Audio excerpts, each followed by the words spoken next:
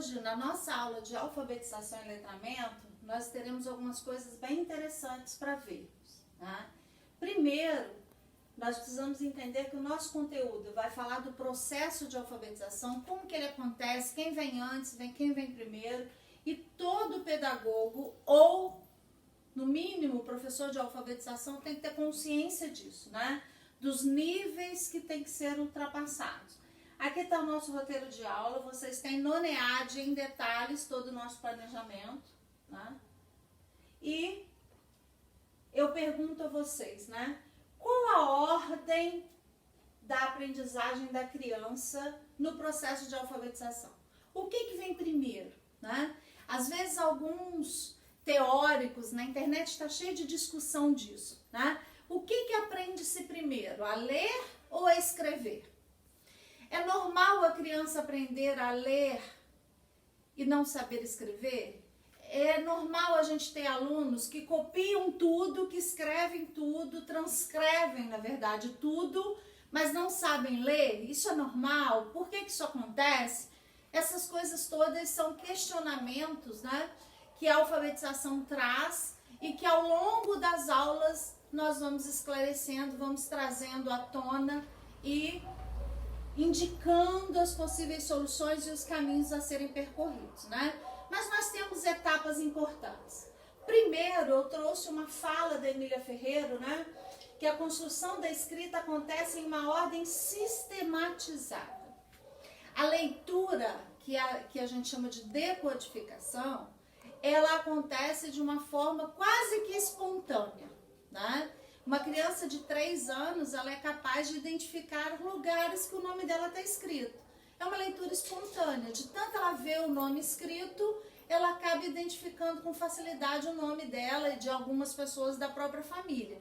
Mas a escrita, que é a codificação, né, da nossa língua materna, ela não acontece de forma espontânea, ela tem que ser aprendida e apreendida. Então tem uma sistemática aí, né, para acontecer. E depois disso, ela é codificada, ok? Então, primeiro, o que acontece? A criança começa a ler ou a criança começa a escrever? Eu quero dizer a vocês que cientificamente nós temos comprovações de que o professor, o alfabetizador, ele tem por obrigação oferecer as duas coisas juntas. O processo ele tem que acontecer de forma simultânea, né? O professor ensina a ler a palavra sapo e a escrever a palavra sapo ao mesmo tempo. Porém, no cérebro da criança, a aprendizagem mais fácil, que exige um processo menor, é a da leitura, que é decodificar. Olhou lá, a letrinha S com A faz sa, o P com O faz pô, sapo. Mas quando ela vai escrever, que ela vai trazer os códigos para essa palavra, daí ela vai ter problemas, porque ela tem que lembrar do sapo. É qual? É um S só? São 2 S? É um C cedilha? O P do pô, do sapo, como que esse P acontece? Né? É P mesmo? É outra letrinha? Ela pode fazer uma confusão aí de grafema com fonema? Então a codificação ela é mais difícil para o cérebro da criança do que a decodificação, entendeu? Mas o professor precisa oferecer as duas coisas ao mesmo tempo. Essa foi a primeira fase. A segunda fase, e a educação infantil? Qual o papel da educação infantil nisso? Será que nós podemos dizer que a educação infantil é uma fase preparatória para a alfabetização? Algumas escolas, erroneamente, têm alfabetizado crianças na educação infantil. Eu sempre digo, né, isso e vou repetir, vou continuar dizendo até que me provem o contrário e consigam mudar o que eu penso. A educação infantil não tem que alfabetizar. Ela tem seus objetivos próprios, ela tem suas características próprias, ela tem um planejamento próprio. Só que é na educação infantil, dentro dessas características próprias, dentro desses planejamentos próprios, que acontece toda a preparação indireta de alfabetização. O professor da educação infantil não deveria se preocupar em ensinar letras, números, fonemas e grafemas, mas ele deveria se preocupar em trabalhar a discriminação auditiva, em trabalhar a discriminação visual, em trabalhar a discriminação tátil, em trabalhar a localização espacial, o espaço que a criança ocupa, em trabalhar lateralidades, em trabalhar organizações de cima para baixo, da direita para a esquerda, da esquerda para a direita, de dentro para fora, de fora para dentro. Tudo isso com o corpo da criança.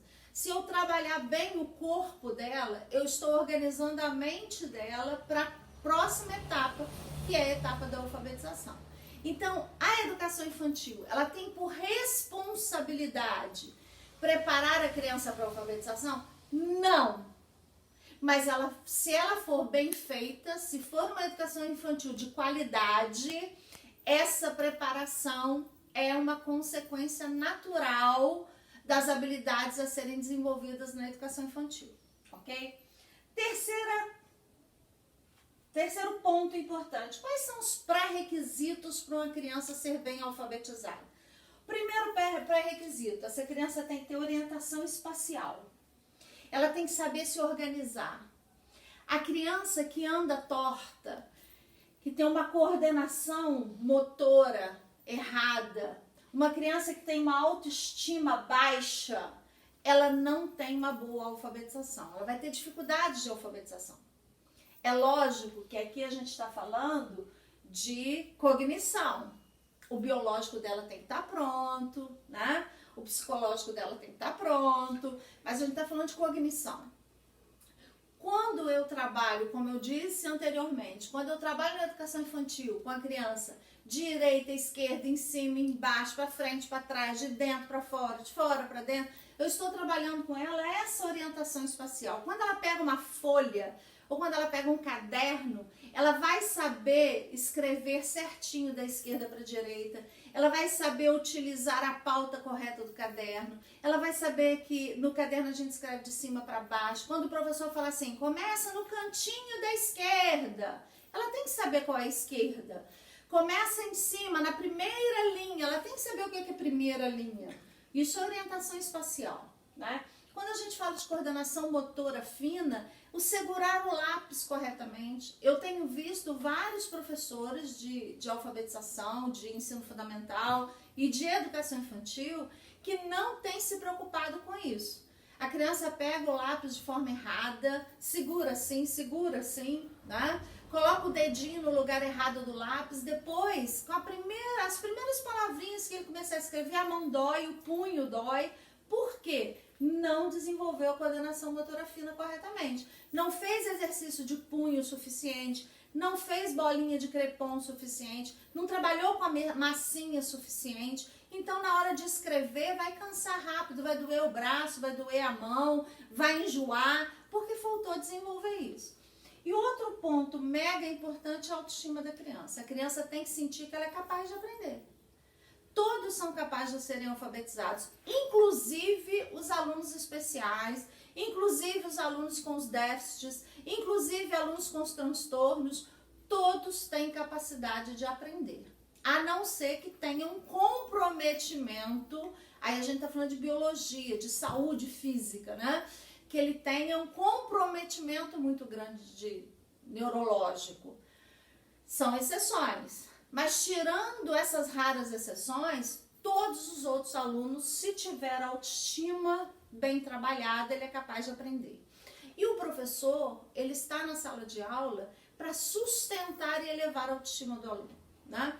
O mínimo que o aluno for capaz de progredir é função do professor elogiar, é função do professor parabenizar, é função do professor reconhecer o esforço. É lógico que numa sala a gente tem alunos que fazem de forma quase que perfeita e tem alunos que fazem de forma bem dificultosa. Mas mesmo aquele que o A não ficou bem redondo ou ficou fora da linha, se no dia anterior ou na semana anterior nem o A fazia, é motivo de elogio, né? É motivo de sustentar essa autoestima para que ele consiga continuar progredindo. Outra etapa importante é a escola e a criança. Será que o que a escola quer ensinar e a forma como ela quer ensinar é o que o aluno quer aprender ou é a forma com que o aluno aprende? Nós vemos que existe um distanciamento muito grande entre o que o aluno consegue e o que a escola quer que ele consiga. E o que nós, enquanto escola, estamos fazendo para diminuir essa distância, para que esse aluno alcance essa aprendizagem? E é lá na alfabetização que os maiores problemas surgem, né? É lá que tudo desponta. É ali que a gente percebe que o aluno tem uma visão baixa, que o aluno escuta pouco. É ali que a gente percebe que o aluno não tem concentração, que ele não consegue prestar atenção por muito tempo. Então, a escola precisa minimizar essa distância entre o que ela faz e o que o aluno precisa que ela faça, né? Daí, a gente pensa no seguinte: como escolher o método? Que método? Muitas pessoas perguntam isso para mim: Adriana, qual o melhor método de alfabetização? E eu só tenho uma resposta: o melhor método é aquele que o professor domina e que alcança a maior parte dos alunos. Se eu tenho vários alunos com comprometimento visual ou auditivo, eu tenho que pensar bem se eu posso usar um método fonético. Se eu tenho vários alunos que têm dificuldade de acesso a revista, jornal, a livro, eu tenho que pensar se eu posso usar sentenciação com esses alunos. Então, eu preciso pensar no meu domínio metodológico e preciso pensar no cliente que está à minha frente, a maioria deles, qual é a dificuldade e a facilidade que eles têm. E eu vou apresentar para vocês os dois tipos de métodos. Só existem dois tipos. Duas classificações: os métodos sintéticos, né, que são esses aqui. Esses métodos, eles partem do mínimo para o máximo, que é do micro para o macro, né? O alfabético ou soletração parte da letra para a palavra, para a frase, para o texto. O fônico parte do som da letra para a junção de dois sons para formar uma sílaba, para formar a palavra, a frase e o texto. E o silábico, né, parte de uma sílaba para a palavra, para a frase, para o texto. Então, todos os métodos sintéticos, eles partem do micro para o macro, da menor parte para a maior parte. E o segundo tipo de método, só existem dois tipos, são os analíticos, que partem, né, da parte maior para o menor, do macro para o micro. A palavração, pega-se uma palavra inteira, pode ser o nome da criança ou alguma palavra comum do centro de interesse das crianças, e ela é destrinchada em sílaba para depois chegar nas letras. O método de sentenciação, que hoje é o mais utilizado e eu acredito muito nele hoje, parte de um texto ou de uma frase para a palavra, para a sílaba e para a letra. E o método do conto, que parte de uma história, né? Conta-se uma história, dessa história tira uma frase que tira uma palavra, a sílaba e a letra. Então, os analíticos partem do todo para as partes e os sintéticos da parte para o todo, ok? Esses são os métodos de alfabetização. E nós vamos estudar tipos, né, exemplos desses tipos de métodos mais para frente. Espero vocês na nossa aula à noite e nós teremos, né, várias outras informações. Qualquer dúvida, vocês façam contato que a gente vai tirando as dúvidas sempre que possível, tá bom? Valeu, gente!